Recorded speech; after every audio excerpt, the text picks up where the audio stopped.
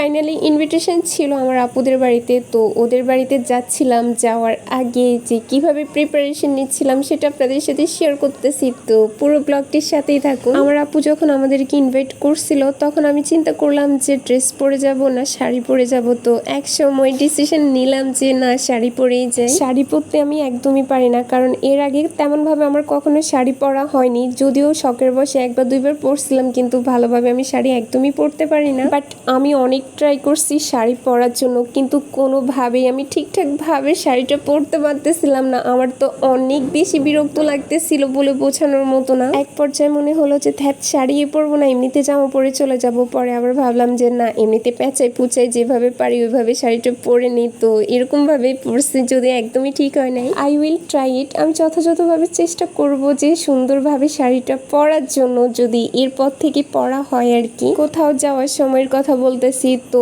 যাই হোক, এখন আমি শাড়িটা কোনো রকম প্যাচাই পুচাই পরে ফেলছি, এই তো আমি এখন রেডি। এদিকে আমার হাবি আমার আলপিন গুলো আর সেফটিফিন গুলো ঠিকঠাক করে দিচ্ছিল, যদিও এখন আমার কোনো দরকারই নেই এগুলো ঠিক করার জন্য, শুধু শুধু এমনিতেই একটু ঢং করতেছে, বোঝাতে চাচ্ছে যে ও আমাকে হেল্প করতেছে। বাট আমি ওকে প্রথমবার বলছিলাম আমার যে শাড়ির কুচিটা ধরার জন্য, ও বলতেছে যে কিভাবে ধরবো, ও নাকি ধরতে পারে না, ওর আইডিয়া নাই। সেফটিফিনটা ঠিকঠাক করে দিচ্ছিল। এরপরে আমরা বের হচ্ছিলাম, তো প্রথমে গিয়েছিলাম হচ্ছে কিছু মিষ্টি নেওয়ার জন্য, তো জালালিয়াতে আসলাম। এখানে এসে মিষ্টিগুলো দেখতেছিলাম কোন মিষ্টিগুলো ভালো হবে, তো এখান থেকে কয়েক কেজি মিষ্টি নিয়ে নিলাম। যদিও আমাদের যেতে যেতে অনেকটা লেট হয়ে গেছে, প্রায় 2টা থেকে 2:30 বেজে গেছিল। আমার আপু তো বারবার করে ফোন দিচ্ছিল এত লেট হচ্ছে কেন, তখনও কিন্তু আমরা দোকানে ছিলাম, এই তো জিনিসগুলো নিচ্ছিলাম। তারপরে মনে হলো যে আমার ছোট ভাগিনা ভাগ্নিগুলোর জন্য কিছু চিপস টিপস নিয়ে যাই। বাচ্চারা মিষ্টির জাতীয় চিপস চকলেট এগুলো একটু পছন্দ করে, তো ওদের জন্য কয়েক রকমের চিপস নিচ্ছিলাম, তারপর আরো কয়েক রকমের চকলেট টকলেট এগুলো নিচ্ছিলাম। মোট কথা চোখের সামনে যেগুলো পড়তেছিল সবগুলো থেকে একটা দুইটা করে সবকিছু নিচ্ছিলাম। তো আমার হাবি নিজে থেকেই বলতেছিল যে ওদের জন্য চকলেট চিপস এগুলো নেওয়ার জন্য, আমার তো মনেও ছিল না, ও নিজে মনে করে দিচ্ছে।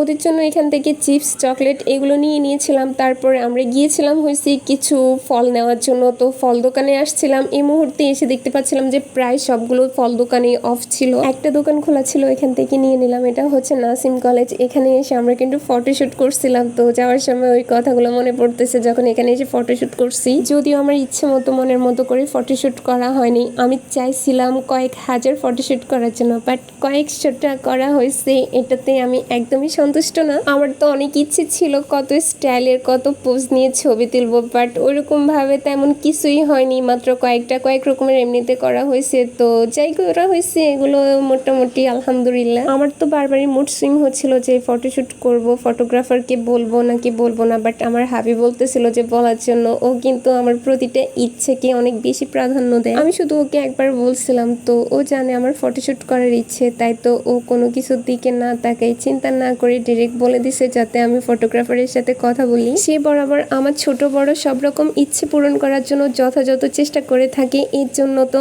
অনেক অনেক বেশি আলহামদুলিল্লাহ। আপুদের বাড়িতে চলে আসছিলাম আমরা, তো এখানে আলবিও আসছিল, তো ওকে দেখে তো আমার অনেক অনেক বেশি শান্তি লাগতেছিল, অনেক বেশি ভালো লাগতেছিল। ওকে দেখে তো আমি অনেক ইমোশনাল হয়ে গেছি। আমার কলিজার টুকরা আলবিকে ছাড়া যেখানে আমি 1 ঘন্টা একদিনও পার করতে পারতাম না, ওইখানে ওকে ছাড়া কয়েকটা দিন পার করতে হচ্ছে। এটা তো আমার জন্য অনেক বেশি কষ্টকর। আলবিকে ছাড়া আমার কোনো কিছুই শান্তি লাগে না। এখন তো শুধুমাত্র কয়েক ঘন্টা বা একদিনের জন্য দেখা হয়, এটা তো আরো বেশি খারাপ লাগে। আর এদিকে আমার মিস্টার এখানে বসে বসে কি করতেছে দেখেন, ও আমার ওয়াচটা ঠিক করতেছিল, এটার টাইমটা ঠিক ছিল না, তো এটা ঠিকঠাক করে দিচ্ছিল। এর মধ্যে খাওয়া দাওয়ার টাইম হয়ে গেছে। ইমরান ভাইয়া খাওয়া দাওয়াগুলো নিয়ে আসতেছিল। এটা হচ্ছে আমার ইমরান ভাইয়া, উনি তো অনেক বেশি ভালো, ওনার কথা কি আর বলবো, বললে হয়তো বা অনেক বেশি কম হয়ে যাবে। আমার ইমরান ভাইয়া বলেন ইকরাম ভাইয়া বলেন, ওনারা হচ্ছে আমার আপুর দেবর, ওনারা কিন্তু অনেক বেশি ভালো, অনেক আন্তরিক। ওনাদের ভাইয়ের মধ্যে আবার আপুরা জালের মধ্যে অনেক বেশি মিলমিশ বা